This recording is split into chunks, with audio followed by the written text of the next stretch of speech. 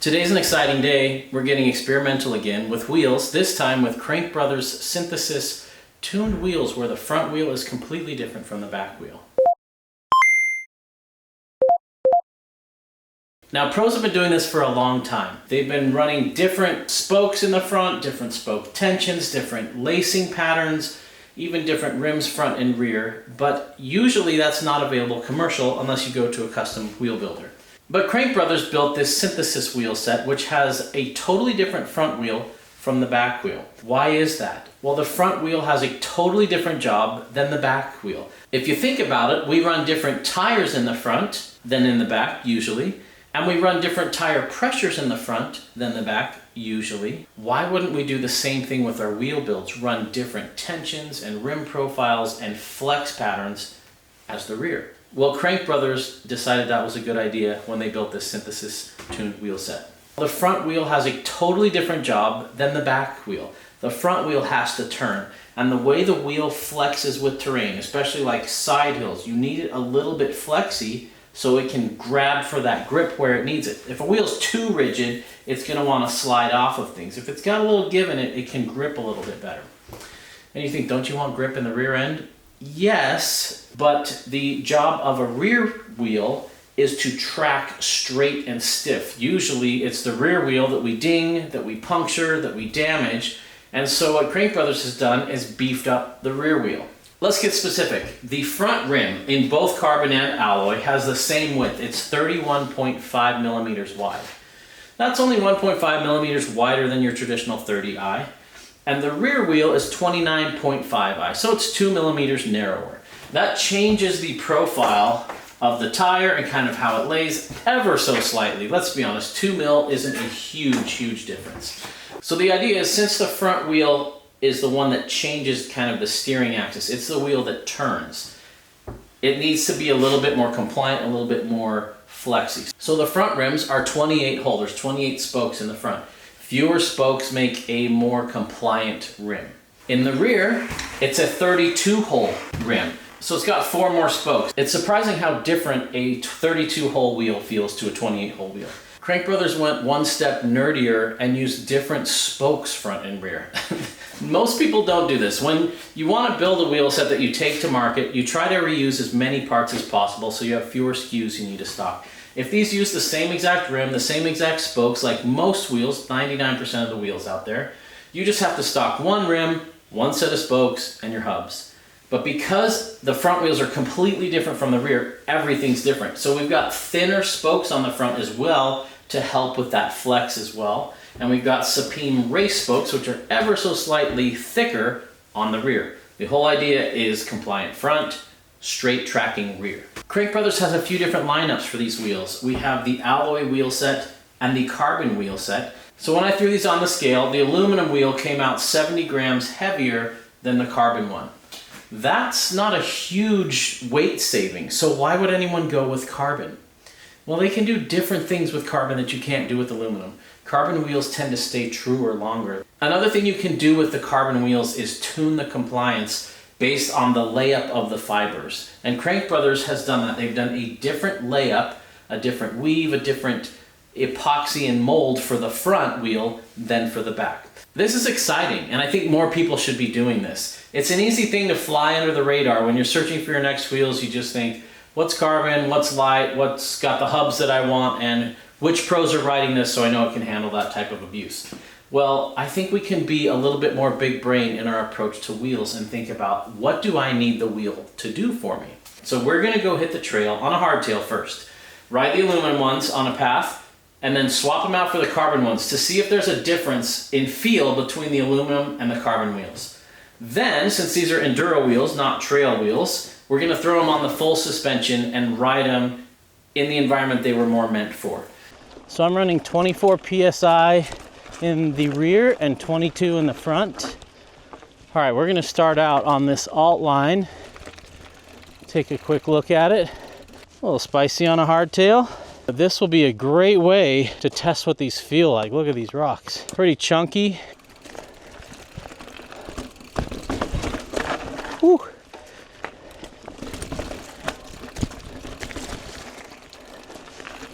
That was a good 20-inch All right, had a little rim strike on the rear. We are aboard my signature bike, the Hardtail Party Special Stanton Sedona. So this isn't like blowing my mind, the world's most comfortable front wheel and the world's stiffest, most precise rear wheel, but there's no drama. The rear is not harsh, but it is stiffer. I don't feel like this aluminum rim is a harsh rim per se. We're just kind of setting a baseline for the carbon ones to see if they're like night and day different. What's your hypothesis? Will the carbon ones be stiffer or softer? A rock tech here.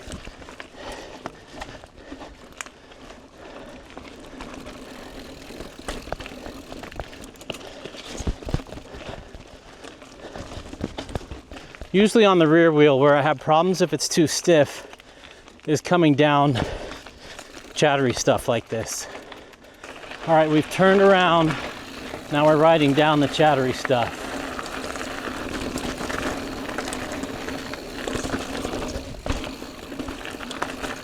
Feel that when you land. No drama. I mean, I feel the terrain a little more than a traditional wheel. Okay, I lost 0 traction through there. It's not harsh, it's just, you feel the bumps more. Feels like you're running 2 PSI more. Doesn't feel fatiguing like a lot of carbon wheels. Yeah, it just feels like I have a little more tire pressure, and it feels like the rim wants to stay more vertical. There's no real noticeable flex in corners or off of things when I throw my weight around. Front feels great. It's amazing how too stiff of a front wheel can really throw you off. All right, let's go throw the carbon ones on and see how they compare. All right, I just went to the truck, swapped the wheels, rotors, and cassette. One thing you'll notice, the carbon ones look different. They've got a different shape. They're reinforced here in the middle and also at each nipple. You can see it's thicker carbon there. That's something you can do with carbon that's a lot harder to do with aluminum. I love the subtle graphics, just that gray Crank Brothers logo, the gray synthesis here. I just think less is more when it comes to wheel branding. All right, let's go see if I can feel any type of difference between this and aluminum. I don't think I'm going to be able to. That's my hypothesis. Let's go find out. We'll start on that little chunky section. All right, same exact tire pressure, same exact tires. If you enjoy this kind of content and you learn from it and you like it, give it a thumbs up and subscribe for more big brain nerdy stuff. And if you want to support it, I've got links below where you can support and donate. This one always makes me a little nervous on the hardtail.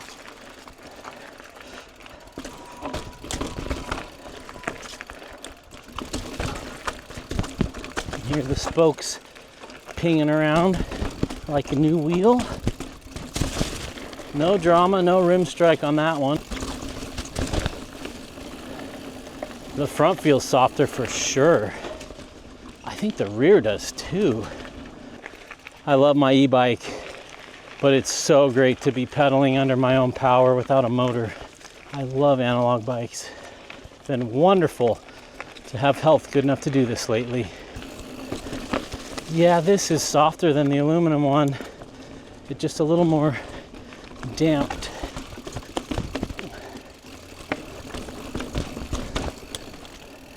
Oh, this bike is magical, and it's so good here in Northwest Arkansas. Despite naming it the Stanton Sedona, it's not actually the perfect Sedona bike. You need something a little slacker, I think, in Sedona. Surely you can ride this there, but it really comes alive on this stuff. Okay, here we go.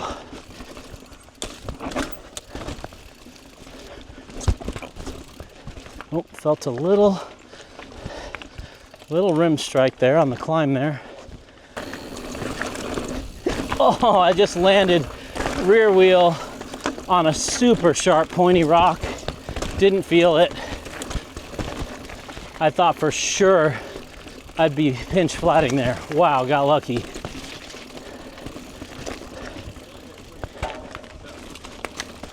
Sorry. No worries. Have a good one. Really impressed through the chunk back there. I think I'm gonna love these on the full suspension. Can't wait to try it. It still feels very supportive like the other one. Like, I really like the front wheels. Some sleeping, pointy pyramid-shaped rocks underneath some of these leaves. Pretty smooth. They're not like Zip 3.0 Moto smooth. They're a lot more precise than those, especially the rear wheel. The Zip 3.0 Motos have a little bit of squirm. They track really well. They're softer than these. These are more precise. Something like a bird spoke is going to be smoother than this. I can't really speak to whether I think having front and rear tuned differently is making a huge difference on my ride. We'll see on the full suspension. All right, we're on the last leg of this test on my full suspension bike because I think that's how these are designed to be used. The hardtail told us how stiff they were and what each one felt like. Now we're gonna see how it works as a system on the trail. So we're on the carbon wheels right now. I prefer these over the aluminum ones. But like most things in life, double the price is not double the experience. So on a full suspension, you have a shock to take care of traction duties. So you can get away with a much stiffer rear wheel than on a hardtail. There is such a thing as too stiff though. So this is how these were designed to be used, with the shock helping you keep traction and the wheel staying true in corners and G-outs. That front wheel is wonderful. It just feels so soft up front, like I'm a few pounds lower. I wouldn't want that soft feel on the back on my full suspension. I would on a hardtail. But on this, I want it a little more precise. Smooth ride, man. I notice the front more than the back. That front wheel just feels awesome. Yeah, that's precise. If the rear wheel's too stiff, you're gonna blow your corners, which makes me wonder if you're riding a mullet, is your rear wheel already stiffer because it's a smaller rim? Maybe you don't need this 32 hole. I want to hear from you guys. Have you ever raced enduro, yes or no? And are you more of a mullet fan or 29er? I think for racing enduro, I'd want a mullet just because of how well I can corner on mullets. Bikes are awesome. Okay, here we go. This is the section we rode. So much faster on this. Yeah, now we're getting a feel for these wheels. Okay, I'm feeling the kind of thunk that you get when you ride through rocky stuff. That's good. Oh yeah, that felt great. No uncontrolled like traction issues or pinging off of anything. It's amazing how much faster I can ride that on the full suspension. My attitude's definitely different on the hardtail versus the full suspension. And so that's where I think I'm gonna recommend these wheels, is for full suspension. And the more aggressive you ride, the more you're gonna notice the strength of that rear wheel. But man, I still think the magic is in that front wheel. It tracks the ground so well. So it's no secret that even on my full suspension, I tend to prefer quieter, smoother, softer rims. That's just my riding style. I don't push it that hard. I just ride for enjoyment. But if you're heavier or more muscular, or you push it and just charge hard on your bike, I think something like this is gonna be right up your alley. Oh, dang it, I just ran over something. That was a big puncture. Wonder what I hit. That was an instant puncture and gash. Well, while we're here, let me show you one of my favorite tools. This thing's awesome. This thing's amazing. This CYC Plus Max Air Pro compressor. It's the size of 2 CO2s. Oops, I just turned it on here. Set my target pressure. Let's do 30. And then hit go, and it's gonna go, and then it'll turn off when it hits that pressure. You just charge it with USB-C. Super awesome. Okay, 30 PSI, that'll get me home with the dart in there. Anyway, this thing's awesome. I got a link to it down below with the coupon code. Super, super handy. I use it all the time with my high school NICA team because they're always flatting. And I've done 5 seating of beads on one charge, which is unreal. So that was not a pinch flat. That was something really sharp in the trail. Just puncturing that, man, I could hear the tire go like push in. Pretty crazy. Man. Yeah, that is great. Especially how well that front end tracks. I'm not hardcore enough to get that rear end to where I need it quite this supportive. I could even do a tad softer. So it's important to remember that this test only applies to the Crank Brothers synthesis wheels. Some brands, their carbon wheels are stiffer, and other brands, their carbon wheels are softer. So that's why we can't just make a generalization about all aluminum wheels and all carbon wheels. What a cool combo though. You definitely feel that the front has some smoothness to it that the rear doesn't. It gives me a lot of confidence in the front because that's where I'm steering. And I feel really good knowing that it's going to grip a little more. It really does translate into more grip. I've never ridden a tuned setup where the front is drastically different than the rear.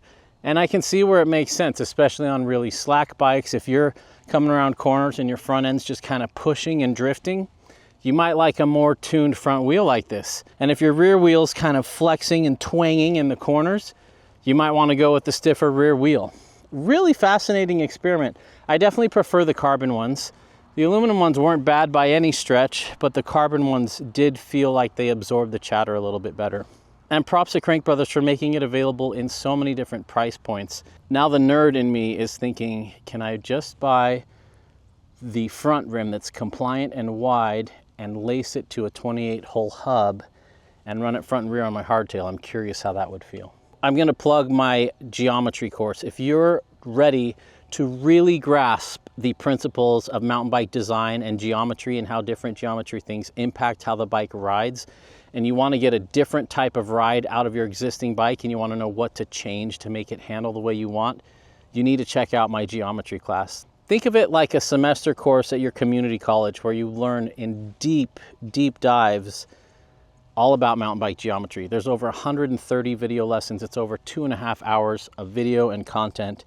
And I put my heart and soul into it. I'm so proud of it. And people are loving it and they're learning so much about geometry. So I got a link to that in the description below. If you learned something and you like this kind of content, give me a thumbs up, subscribe for more interesting learning, big brain stuff like this. You guys are awesome. Thanks for getting nerdy with me. What test should I do next?